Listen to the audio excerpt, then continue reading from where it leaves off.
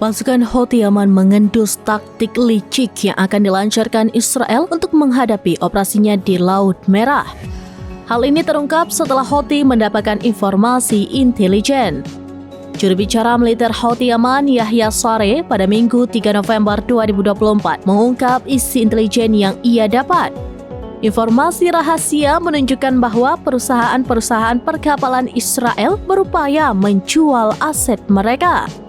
Selain itu juga mengalihkan properti dan perusahaan laut mereka ke perusahaan lain atau mendaftarkannya dengan nama lain. Saree menyebut bahwa Israel sedang mencoba menghindari agresi Yaman terhadap kapal dan perusahaannya.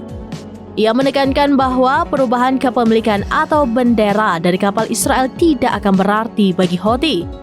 Angkatan bersenjata Yaman akan tetap melakukan blokade dan menyerang kapal-kapal Israel. Oleh karena itu, ia memperingatkan Israel agar tidak menjual aset atau memindahkan propertinya.